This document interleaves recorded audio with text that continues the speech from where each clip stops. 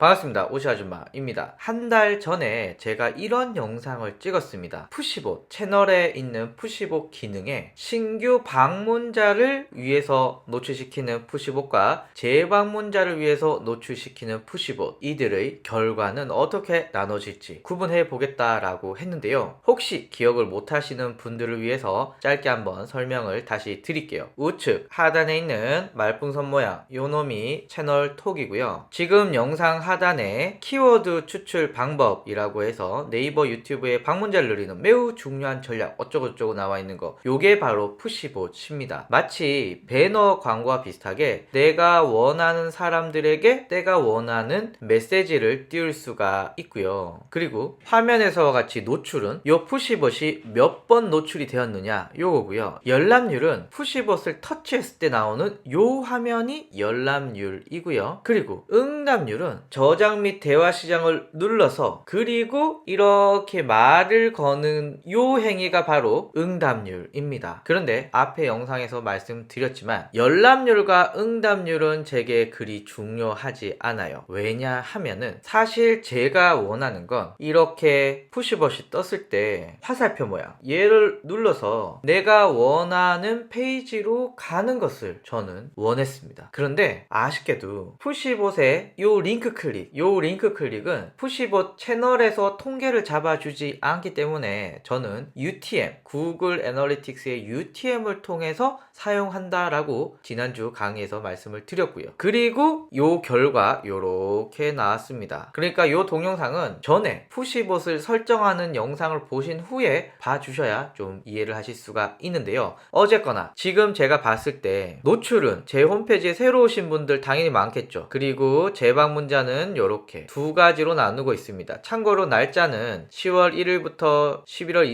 29일까지인데요. 실제 제가 푸시봇은 10월 24일날 적용을 했습니다. 그런데 제가 이렇게 기간을 10월 1일부터 잡은 이유는 제가 이렇게 신규 방문자와 재방문자를 나누기 전에 모든 방문자에게 노출을 시켰던 경우가 있었습니다. 이때 봤을 때는 열람률 거의 신규 방문자와 재방문자 이렇게 차이는 나는데 여기서 눈에 띄는 건 요 두 개 합치면 대략 3% 정도 나오거든요. 그러니까 재방문자가 저한테 훨씬 더 호감 있게, 당연하겠죠. 이미 저를 아시는 분들이 저한테 좀 더 적극적으로 클릭을 해주더라 라는 거 하나 알 수가 있었고요. 자, 그런데 아쉽게도 여기서는 노출 정도 확인할 수가 있습니다. 조금 더 자세하게 보기 위해서 실제 푸시봇을 적용한 10월 24일부터 11월 29일까지로 한번 보죠. 자, 그러면 대략 이렇게 나오는데요. 일단은 신규 방문자 노출량이 엄청 많다, 여기서 하나 알 수 있고, 저는 열람률, 응답률은 현재 저한테는 별로 의미가 없습니다. 그럼 어디로 가야 되느냐? 맞습니다. 구글 애널리틱스로 오셔야겠죠. 구글 애널리틱스의 날짜를 10월 24일부터 11월 29일까지로 적용을 하고요. 그리고 획득의 캠페인의 모든 캠페인에 들어가신 후에, 그리고 검색창에 제가 만든 UTM 소스 요거 뭔지 궁금하신 분들 위해서 푸시봇에 들어가 보시면 수정하기 눌러 볼게요. 그리고 첫 번째 항목을 눌러 보면 제가 요렇게 링크를 남겨놨는데 공통적으로 들어가는 부분이 있습니다. 19년 10월 24일 저는 얘를 복사해서 이곳에 넣어 볼게요. 그러면 2019년 10월 24일 날 제가 만든 바로 푸시봇들이 이렇게 나오고 있습니다. 자, 그러면 일단 요거부터 한번 볼게요. 어떤 게 제일 많이 클릭을 받았습니까? 재방문자의 키워드 추출이 16건의 클릭을 받았고 체류 시간도 괜찮네요. 이탈률도 낮은 편이고요. 신규 방문자한테 인기를 끌었던 건 바로 마케팅 초보자였습니다. 그리고 신규에게 마케팅 뉴스, 그 다음에 초보자에게 마케팅 서비스, 그 다음 초보자에게는, 그 다음에는 재방문자에게 마케팅 초보자가 인기가 있었네요. 그러니까 이렇게 정리를 할 수가 있습니다. 내 홈페이지에 한 번이라도 왔던 사람들, 즉 재방문자들에게는 키워드 추출이 좀 더 인기가 있었고요. 그리고 마케팅 초보자와 관련된 내용들이 인기가 있었네요. 그런데 신규 방문자는 마케팅 초보자가 인기가 있었고 마케팅 뉴스가 인기가 있었네요. 제가 조금 더 쉽게 보기 위해서 재방문 푸시봇이라고 하는 문구를 검색에 넣었더니 재방문자와 관련된 내용들이 나옵니다. 반면 신규 방문자에게 노출될 푸시봇 캠페인의 공통 공통적으로 들어있는 신규 푸시봇을 검색을 해보니 요렇게 나왔는데요. 한번 방문자만 비교해보죠. 재방문자나 신규나 37, 34 큰 차이 없네요. 그리고 재방문자가 가장 많이 본 건 키워드 추출, 초보자, 뉴스 순이었고요. 신규 방문자가 많이 본 건 마케팅 초보자, 마케팅 뉴스, 마케팅 서비스 비교, 키워드 추출 요렇게 들어와 있습니다. 그러니까 신규 방문자들은 초보자에 대한 내용들이 훨씬 더 클릭을 많이 하고, 그리고 마케팅 뉴스 같은 컨텐츠에 관심이 있고요. 재방문자는 키워드 추출에 대해서 엄청나게 관심이 많고, 그 다음부터는 마케팅 초보자, 마케팅 뉴스 뭐 등등등이 나온다라는 것을 여러분들 보실 수가 있습니다. 비슷한 듯 다른 듯 요렇게 좀 차이가 납니다. 그러니까 저는 재방문자들에게는 키워드 추출과 마케팅 초보자 요 두 가지를 좀 더 강조하면서 푸시봇을 재구성할 필요가 있을 것 같아요. 반면에 신규 방문자는 마케팅 초보자와 마케팅 뉴스 요 두 가지를 좀 더 강조하면서 푸시봇을 구성을 하면 될 것 같습니다. 자, 그리고 정말 의미 있는 수치가 있습니다. 바로